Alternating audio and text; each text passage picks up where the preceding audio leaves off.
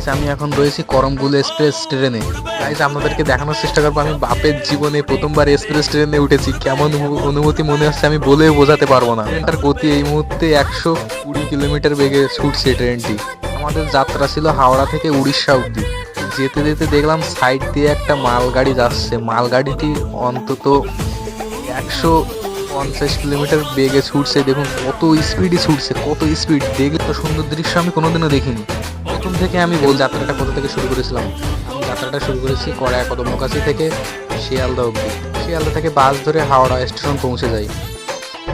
হাওড়ায় এসে দেখি আমাদের করমগুল এক্সপ্রেস আমাদের জন্য সেলিব্রিটি জানাচ্ছে। আমি বেশি দেরি না করে ট্রেনে উঠে পড়লাম ঝপঝপ করে। গাইস আপনারা জানেন তো ভারতের হাওড়া স্টেশন বৃহত্তম স্টেশন। এখানে রয়েছে 23টি প্ল্যাটফর্ম।